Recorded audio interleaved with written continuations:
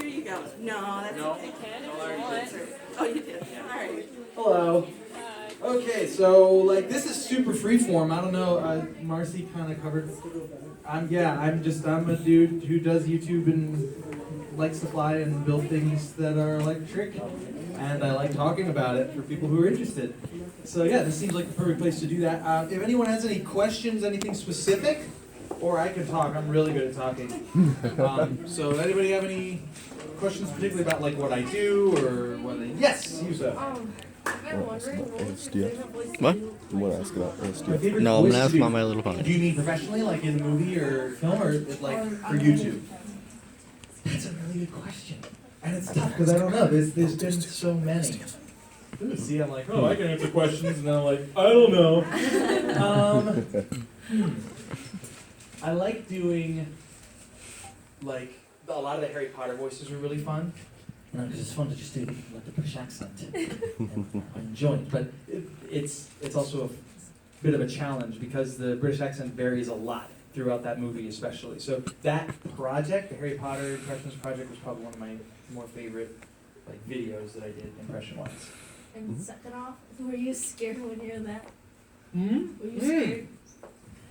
I was the first couple times. I'm not anymore, which is bad. So with light aircraft, the most dangerous time is the first 20 hours, and then the second most dangerous time is like from 100 to 200 hours, because you start to get complacent. You enter what they call middle level syndrome, where you start to get confident, but you don't quite have the skill yet to react if you do something stupid and you need to quickly correct. You don't have the muscle memory to be able to fix. So I'm definitely in middle level syndrome right now, so I'm just trying to be aware if I want to fly low that I've got laminar wind, that it's not too bumpy and stuff like that. But yeah, after a while flying, you start to understand the physics and the aerodynamics of the wing, and you just learn to trust your equipment. So, yeah, hope that answers that question. Yeah. You had any Yes. close calls flying? Yes, close calls flying. I've had a couple, actually.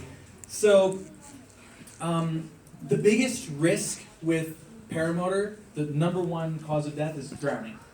People fly really close to the water. They have an engine out or something. It's a two-stroke engine. It's not super reliable. You have to maintain it. The time between overhaul is 100 hours, which is way lower than like a large, standard aviation aircraft. I have gotten really low over water in bumpy air, so that was stupid. I didn't have flotation. The biggest close call I got into is I flew the flag into a NASCAR race, and they set off fireworks while I was coming in, and they didn't tell me they were going to do that. So I'm approaching, and suddenly, probably like 50 feet that way, but well within the range of the sparks. So I just went hard left and came back around, but I was a little mad about that. So yeah, that's probably my biggest close call. But hopefully there'll be more. Yes. How was it to work with Lil Deuce Deuce on the ASDF movie music? Oh, I love those. He knows what he's talking about. I love Lil Deuce Deuce is a really cool guy. Mhm. Todd Branton, I believe is his name. It's kind of weird, like when you start doing YouTube, certain people that like you're a fan of are also a fan of you, and when you find out about that, it's like, Nice. yeah. My sister akins it to penguins. If you ever see penguins when they greet each other, they do like this. So that's how you kind of feel. It's like, oh, I'm a fan of you. But yeah, he reached out to me and asked me in like the most like grovelly type way. Like, I really don't want to bother you. I'm sorry to take your time, but would you mind doing this for me? I love your voice. And I was like, dude, are you kidding me? Of course I'll do it. So yeah, he's great to work with. Mm-hmm. You worked on My Little Pony, right? Yeah. That's right. So yeah, My Little Pony, that was a big part of my life for a while. I got involved with the fandom early on when I was in the Navy, actually, and I met some guys who were into the show, and they're like really cool guys who did really cool things, and so I was like, oh, this is neat. And then I made some music relating to it, and then a member of the show staff, Tabitha St. Germain, she voices like some of the main characters, reached out to me and was like, hey, I don't know what you're doing now, but when if you want to change the scenery, we'd love to have you up here in Vancouver. My agent would be happy to take you on. So I got really lucky with that. I got out of the Navy, I went to Vancouver, I got an agent, I got my permanent residency, and then I started working on the show, mostly just music. I sang a few of the songs and stuff like that. And then I got to voice act. I was in, I didn't do any speaking in My Little Pony, but I did Geronimo Stilton, Lilith's Pet Shop, of course Finding Dory, which was my big one, and some other stuff I can't remember. Yokai Watch, just like these. Yeah, so, yeah. That's, yes. When You first, sorry. when you were reached out to come to here, were you skeptical or like? Were you Oh, to come excited? here? Yeah. Well, I'm a friend of Marcy's, so she was just like, or Miss Miller, sorry, right? Miss Miller. So yeah, I just did a show where she was the director, Guys and Dolls. It was really fun. Like, nicely Johnson. Thank you very much. And she mentioned this, and I love any opportunity I get to fly. I've actually flown for her once before at the Rio Rico Rattler. I flew the flag in, which was the first time I'd done that, so I got to figure out how to do that. That was really fun. So yeah, I figured if she's involved, it was going to be cool. So yeah, I was looking forward to it, and I haven't been disappointed. So. Okay, so I've been watching your videos for a while, and I really like the videos that you do with your brother. So are you going to be doing more with him, or? Next week I'm going to Mississippi. I'm going to be there for a month and a half, and we're writing an album. So there's going to be a lot. Are you going to be of videos. doing more of like the genre and Yes. singer ones? I Yes. really like it. Yeah, but on the negative side of YouTube, my genre switching challenges. So typically, ad revenue you get about $1,000 per million views, depending on the time of year. Sometimes it's more, sometimes it's less. The genre switching videos total, I think, 15 million. So I was making a good amount of money from them. But 2 days ago, on my birthday actually, they all got hit with copyright strikes. So Of course I'm they not making did. any money on them anymore. Of course they did. Yeah. Because, I mean, and actually, the law is surprisingly vague surrounding this stuff. It should fall under fair use under the transformative parody law, because I'm not using any of their original material. I'm singing it, I'm producing it. But the trick is, if they have expensive lawyers and they know you're not going to take them to court, they don't care what fair use is. Yeah. So they claimed it, I disputed it, and they came back within the day and were like, nope. So if I want to take them to court, I can, but I wouldn't win, and I can't afford it. So just make more videos and hope they don't get flagged. It's kind of Apocalypse. the way to go. Yeah. You did work with the Living Tombstone, right? I did. Yeah, he's a friend of mine, Yoav. So he's actually from Israel. He was one of my friends that I made when I was in the Navy, and he was in the military, the Israeli military, Wow. and we both did music online, and we were, kind of around the same level. And so, yeah, I did the Maybe I'll Be Tracer song, No Mercy. That's Sing it. yeah. So, yeah. That one went viral. I did not expect that to go viral. Wait, Do you sing want to it. sing it for us? Maybe I'll be Tracer. Thank yeah, you. no, it's weird. I don't Window mark. really follow memes all that much, but I started noticing like every fifth comment on all my videos was, Maybe I'll be Tracer. Why? And then some lady's like, oh, well, Pootie Pie had it in this video, and this video, and Also this video, and TikTok. this video, and this video. Yeah. So I was like, oh, that's why. Why couldn't it be a song where I got to really sing? Now, Tombstones, he's a really good guy. He's got the YouTube stuff figured out. Like he's found his niche and he's killing it. He's I think almost at 4 million subscribers now and has made millions of dollars on his music. So become a YouTube musician.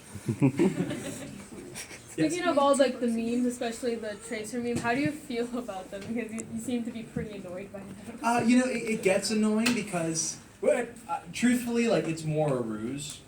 It's like, oh yeah, whatever, the Tracer meme. It feels really cool to be like the voice of something like that.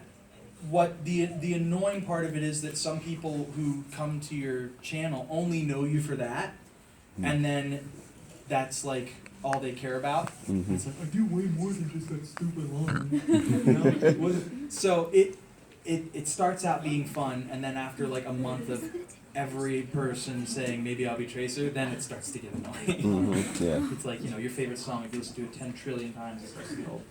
So, yeah. Anybody else? Just I heard, come on! What's up? Can you subscribe to my channel? Tell me what your channel is. I'll search it. I'll consider it. I typically, though, just an FYI for most people, I typically say no to questions like that because of how many of them I get. Oh, so wow. it's like, I was just asking, you just asked me if I could shout you out, didn't you? Yeah. So, but that's the thing, people, you know, if I start doing that, then, you know, 1,000 more people ask. Eventually I have to say no to somebody, and then I'm disappointing someone. Mhm. And if I shouted out everybody who wanted to be shouted out, then that's all I'd ever be doing, ever, for the rest of my life. Mhm. I want to go shout out to Thomas, Jason, Steve, Josh, Fred, Sarah. That's all the names I can do. Yeah. Happy Thank belated you. birthday. Yeah.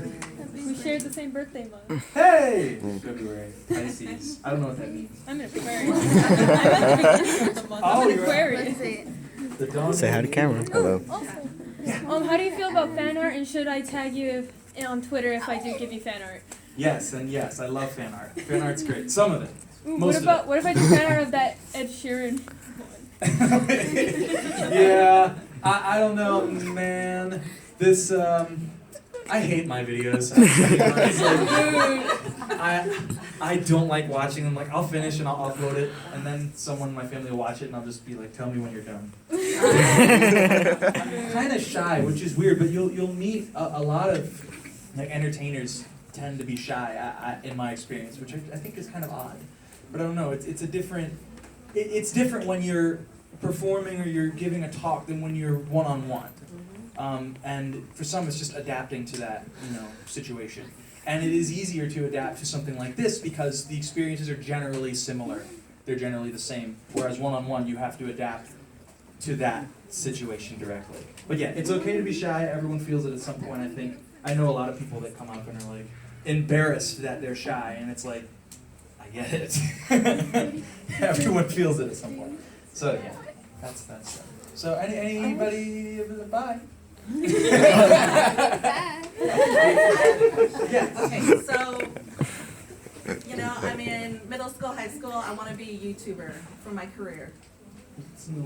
What do you Still in think? high school, huh? I know. I mean, well. No. But tell me, like, is that possible? Like. Yes, so it's possible, but like anything, it's not easy. It takes, the big thing it takes is tenacity. You're going to start doing something and it's not going to catch on. Hardly anything catches on the first time. You have to try over and over again. So for me, I started my YouTube channel when I was 17, so like 50 years ago. But I didn't do much with it. I just posted videos for fun. It was really only about 2 years ago that I really started to put effort into growing my channel. And the first things I tried didn't work. I found out that I'm decent at impressions, or at least enough that the algorithm favors my content. And I made a video that went viral, so I made another one like it, which went viral. And you figure out a system, and then you play that system, you know, as much as you can. So I'm right now what I would call in my audience building stage, because ultimately as a YouTuber, what you're trying to sell is yourself. You are your brand. And if you're successful at that, like Markiplier or, you know, PewDiePie or something like that, yeah, see? It doesn't matter what they do. People watch it. So you don't have to, like, and it's not to say they don't put any effort into their content. Every YouTuber does. And it's typically a lot more effort than what it appears like on screen if you're editing. You know, I spend probably about an hour per minute of video on average of editing and, you know, tweaking and color correction, you know, EQ, yeah. So what kind of content did you start with? I started with like sketches, parody kind of stuff like that. My brother and I did a sketch for a competition, and then we started parodying Man vs. Wild You because didn't we win. used to watch that. You didn't win the competition. We didn't win. I You saw- know, from the million subscribers, yeah. But we did get runner-up. Runner-up that's got nice. nothing. The winner got a car and $10,000. Oh. Thanks. It feels really good that we were this close. Thanks for telling us. Yeah, I feel you. I feel you. Yeah. But yeah. What year did you start YouTube? What year? 2007. 2007. I was one. You were one. Thank you. That makes me feel really good. Yeah, I really was, and I'm glad I came because it's been really fun. It's cool. What editing software do you use? I use Adobe Premiere. So for video editing, for audio, I use Audacity for raw recording, which is free. But for EQ and stuff, I use Ableton, and then for photos, I use Photoshop. So, like, say if I wanted to start out with voice acting, what's the best mic to start out with? So voice acting. Okay. From your house. like you're doing voice acting from your house. Yeah. I bought this mic first, and I still use it, the Audio Technica AT2020 USB. It's $100, but it's a really good cardio condenser. Yes, that's the one I'm holding there. Yeah, no, I love it. I use it for my first album. I use it for all my videos. I've even recorded for TV shows from my house on that mic. And you don't need a preamp, it's USB, it plugs right in. So, really good mic. Yeah. They're not paying me. Anybody else I could talk about? Oh, yeah. If you wanted to play somebody else's music, for example, on your YouTube channel, for example, like Eminem, do you have to like have a copyright like license in order to do that? That's a really good question. So, if you want to make money off of it, you have to apply for a mechanical license. So that is basically that you pay them a royalty, but then you get to keep like I think something like 80% of because if it's your cover. But they're cracking down on that, and like I said, the whole fair use thing, even then you're not guaranteed that they're going to give you that money. If they notice that you're getting millions of views, they're going to try to get that money from you. It's just what they do. And they will do what's called revenue sharing, but they do that sneaky too. So revenue sharing will give the creator and the copyright holder an even split. So what they do is they claim it 50 times. So then they get, what is that, 90%? So it's sneaky and it's mean and it's not nice and I don't like it. But it is what it is. So for me, I just kind of count it as a blessing if my impressions and stuff stay monetized, and then I hope to make money off my original music and the stuff that that I'm selling that I can, because that stuff won't get flagged, and if it does, I will take them to court because it's mine. So yeah, I can talk about. I brought some loud stuff. If anyone's curious about seeing that. This is copper. Okay, so this, does anybody know what a Tesla coil is? Okay, so yeah, Nikolai Tesla is probably one of my heroes. And if you like Nikolai Tesla, you by proxy don't like Edison. So, not a huge fan of Edison, but Tesla was brilliant. He developed a Tesla coil, which is an air core step-up transformer. So it works like any transformer, except it converts current to insanely high voltage, and then it drops the current to negligible levels. So you get ionized plasma channels. It's very loud, it's very long, but it's completely harmless. You can actually touch the arcs, and you'll burn your skin a little bit, but who cares? You're touching electricity. So the way this one works, this is my third one that I built. This is a solid-state Tesla coil. So traditional Tesla coils use a spark gap to time the EMPs, the electrical pulses that go into the primary coil that resonates the secondary coil, which induces current. I'm talking too much. But yeah, so this uses insulated gate bipolar transistors. So they're basically just tiny little silicone timers. Silica? Whatever. Silica timers, yeah. And they just tell the capacitor when to fire into the primary coil. And so you need to use an oscilloscope to tune it, which Tesla didn't have. He did all this stuff in his head and on paper, which is remarkable. The man was incredible. I think he's the only person to ever do a triple core Tesla coil too. No one's been able to do that since then. Nuts. Yes? Okay, so is it my understanding that when this happens, that we'll smell ozone? Yes. What does ozone smell like? Ozone, well, you're about to find out. Yeah. I find, ozone smells, I find it smells a little bit like rain. When it's first rained, like on concrete and stuff like that, and there's a reason for that. Ozone's actually generated when it rains. Not very much of it, and a lot of what you're getting is like the smell of dirt and stuff like that. But this is the isotope, ozone isotope, so it's not stable and it doesn't last. It eventually breaks back apart into O2. Ozone is just 3 oxygens. And so it's neat that you can have the oxygen atom, then the oxygen molecule, and then ozone, and they have completely different properties. I love it. I love science.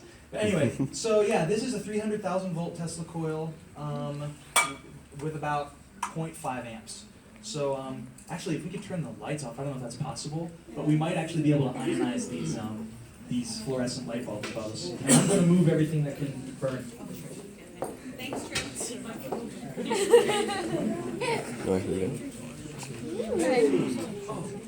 Actually, let me that's wow. thanks for accommodating me. That's okay, I'm gonna use these. Okay, so it's gonna be loud.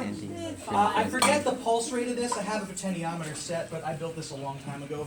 I think it's something like 30 beats per second. So you can actually determine by the pitch what the frequency is, but I don't want to do that math right now. So yeah, here we go. It might be a little loud up there in the front, but you're perfectly safe. Wait, you're recording for that one? All right, and.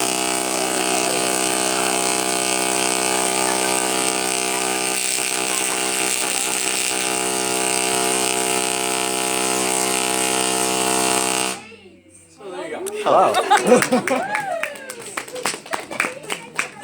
It really smells like ozone right here, not anywhere else. Can I go smell the Yeah, ozone? that's a Tesla coil. Touch it! A little bit, but you can't see the spots where it actually touches is so small. 90% of an electrical burn happens after contact. Yeah, from the just residual heat. Because plasma is insanely hot. What you're actually seeing is the air getting so hot that it's turning into the fourth state of matter, which is plasma. I don't know if that's, I know that 3 states of matter were taught. Yeah, I know, but they were being taught in school, and I don't know if plasma is taught. It's been a long time since school. Good. They took it out. But like, it's not. So yeah, so but plasma is fascinating because what it does is it basically it ionizes the air to the point where it's releasing so much energy that that the electrons are jumping their Bohr orbits so quickly that they're releasing electromagnetic radiation in the visible spectrum, which is why you can see it. It's literally lightning bolts, and the reason it makes so much noise is because after the ionized plasma channel is gone, the atmosphere collapses back around it, and there's a lot of atmospheric pressure on us right now. We just can't tell because we're equalized, you know. But it's literally we're just hearing 30 thunderclaps a second, which is why it's so loud. But yeah, I know I could adjust the pulse rate, but I don't want to because I'm afraid I'm going to break it. Because I've gone through so many IGBTs on this thing. It's ridiculous. Okay, how about quadcopters? Who likes quadcopters? Ooh. Okay. I just figured I'd bring a lot of fun stuff. Just in case no one had any questions, and then I was just sitting here for an hour like this. So before I got into flying myself, I was just fascinated with anything that could fly that I could afford. My brother bought me a DJI Phantom like 6 years ago, and it was so awesome how far the technology had come, because I used to build quadcopters when I was a kid, but we didn't have piezo gyros, we didn't have accelerometers, or we did, but they were really expensive. So you actually had to use a mechanical gyro that would spin up, and then the aircraft had sensors attached to that gyro that would detect if it was tilting. But if the gyro oscillated, it would try to correct the oscillating gyro, and it would crash. So when accelerometers became cheap, and it's mostly because we started putting them in smartphones, they started making these little Arduino programmable circuit boards. We have one over here if you want to take a look at it. There you go. Well, this thing operates off a modified Arduino. Because it's open source. Yes, it is. Yes, it is. So I have this flash with a software called CleanFlight. It's actually Google-based or Chrome-based. So yeah, so basically this is just a little accelerometer. There's a magnetometer for heading, and then there's a barometer, barometric pressure for altitude. And I'm just telling this board, I flashed it, it's just a mini USB here, how to communicate to these ESCs, electronic speed controllers. These are brushless motors. Brushless motors are the way of the future. If I have, I'm pretty darn sure that in the next 10 to 20 years, almost everything that moves is going to have brushless motors in it. That's what Tesla cars use. The reason that we haven't really approached that right now is because batteries are really bad still. They're just not good enough. They have superior torque. They have superior power to weight ratio. They need way less maintenance. They're greener. They're safer. There's pretty much everything is better about a brushless motor. That, higher torque. They don't need any reduction drives. It's insane. They're perfect because the way they work is these little electromagnets, these little coils in here, are told when to switch polarity by these speed controllers. So there is actually no contact with the actual spinning part of the motor. They're just solid-state magnets. These are neodymium magnets around this bell housing. I've broken these motors and just buy the bell housing and just replace it, and the speed controller will still operate them. So They're just, I just love brushless motors. I could talk about them all day. They're insanely versatile, they're incredible, and everyone should have one. You should make a YouTube video about it. I did. I actually started making science videos initially. I built rockets. I used to make like my own rocket fuel and build rockets. No one cared. So, yeah. So, stupid impressions it is. Yeah. This is an FR Sky Tyranna 16-channel remote. It's programmable, so I just have it communicating with a little 6-channel receiver in here, which is flashing PPM signal to the board, which is telling the motors what to do. It looks like a lot. It's actually pretty simple when you break it down by component. I also have live video feed coming from the 6.4 gigahertz transmitter here from this camera. So when I fly this, I'll wear these stupid looking goggles and I can see what the quadcopter's seeing. So I don't actually have to look at it when I'm flying. But I'm not going to do that in here because I will crash it. So I'm Lovely. going to fly this line of sight. Let's see, what battery should I use? So many batteries, so little time. Here we go. This one. All right, so this is called an FPV quadcopter, first-person view. I built this because I noticed people were racing them, and I thought that was the coolest thing in the world until I discovered paramotoring. So that beeping that you hear is coming from the brushless motors. The speed controllers are vibrating the bell housing so fast that it makes a noise. So they can also act as speakers. Insane. Love brushless motors. Okay. So this is going to tell me my telemetry. I'm going to arm the quadcopter. Right now it's telling me the battery's low, but it isn't. So let's see here.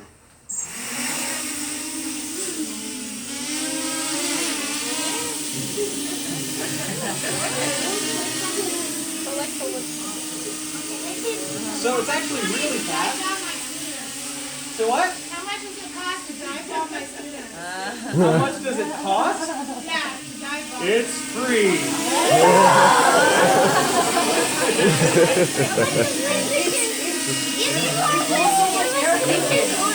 Yeah, it's actually pretty heavy for the size. So, yeah, that's FPV. Now, I built this 4 years ago. It was way cooler 4 years ago because no one had them. Now they're being made by private companies. So if you want to see the actual like professional version of this that has all the latest tech in it, go check out the DJI Mavic back there. Insane platform. It can actually detect objects as it's flying. It has obstacle avoidance software built in, GPS, automatic homing. If you lose its signal, it can actually return exactly where it took off from. Wow. So yeah, the thing's insane. And it's got an HD camera on it. So this is the home built prototype of that. So yeah, quadcopter. Woo! All right. So that's pretty much all I brought. So now I'm boring.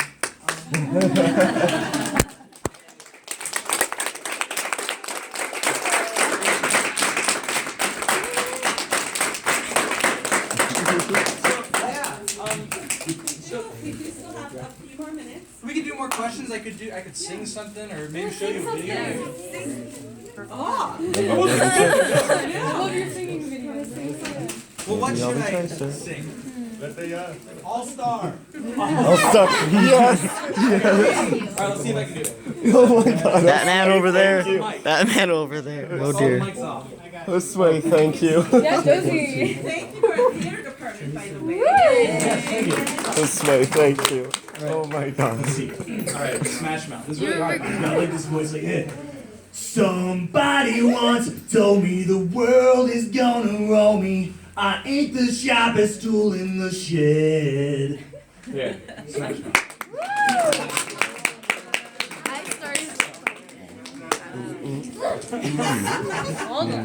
Any more questions or anyone? Yes. Am I allowed to ask how much you make on average per video? No. Yes, sure. So, well, like I said, my CPM, if I don't get a copyright strike, is about $1,000 per million views. So this video has 21 million views. I would have made $21,000 off it, except it's copyright flagged. So I've made about $8,000 off this one, but it only has one strike on it. If it had had more strikes, then I would be making like $2. So if I got to keep all the money that I am making from these videos, not including YouTube's 44%, I would have made about 150,000 in the last 2 years off YouTube alone. But this is why you diversify, because if you're self-employed, it's at least in my experience, it's a good idea to have multiple revenue streams because you don't have any job security at all. If what you're doing fails for some reason, if YouTube falls through, if the algorithm changes and it doesn't, support your content, you have to Highly be making likely. money some other way, or you're homeless unless you save the money, which I don't because I like to. What's your least favorite things about you? Like one of your least favorite things about YouTube? Least favorite things about YouTube. The company itself. The algorithm. The Yeah, algorithm. the algorithm and their awful Adpocalypse. Screws copyright. over all The problem is that they take no responsibility for copyright strikes. So they are not a middleman at all. If someone wants to flag your video, it doesn't go through YouTube. It's automatically approved. You are the one who has to dispute it, and if they disagree with your dispute, you're out of luck unless you have a lawyer. So now, oftentimes, because I've had fraudulent flagging before, and if you dispute it, YouTube won't pay either of you until it gets resolved. And if they know they're breaking the law, and they will definitely lose in court, then they'll usually release the claim. But yeah, they shouldn't even be able to claim if they're fraudulent, and they can because YouTube doesn't spend the money on having people to make sure that doesn't happen. Yeah. Thanks, YouTube. I don't know if you know Boxy. I've worked with her before. Of course, Living Tombstone, Dan and Phil. I did a video with Rhett and Link. Not personally. I did a video where we were both on the video. Nice. Vsauce 2, Kevin. Nice. Yeah. You and then you. You heard So that? what? Yeah, he's a friend of mine. Yes. Friday. Oh, yeah. I have a funny video where we're going on a roller coaster together, and I don't know if anybody knows Saberspark either. He's another YouTuber. Oh, yeah. Saberspark. Okay, so he's a really good friend of mine. We talk all the time. He's great. But it was me, the Living Tombstone, and Saberspark on a roller coaster, and me and Yoav, Tombstone means Yoav, are totally not afraid of roller coasters at all. But Steven, Saberspark, is terrified. So in this video, he's got like a really low voice. Normally, in his videos, this is how he sounds. But on a roller coaster, and he was screaming, "Jesus, take the wheel!" It was beautiful. I really like Saberspark, and that makes me really happy. Yeah. After this Q&A, can we have pictures? Yeah, absolutely. Yeah. Yeah. And you had a question. I've got the video. What job would I take if I didn't? Voice acting. So voice acting was my original job out of the Navy that I got. The reason, and I'm still doing it, but the reason I left Vancouver is because it is probably the most unstable career unless you're, some of the big names. And actually, voice acting is a great career because you can be a super famous voice actor and no one can recognize you. Tabitha St. Germain makes millions doing voice acting. You've definitely heard her voice before, but she's a voice actor, so no one recognizes her. So she gets that anonymity and that still makes Hollywood money, yeah. Who's your favorite voice actors? My favorite voice actor, as a person, or as, I'd say the whole package, probably Tabitha. She's insanely talented and she's really, really sweet. Very, very, very nice. Also, would you do anime voice acting? I would, yes, I would. I have a lot of friends who have, a lot of people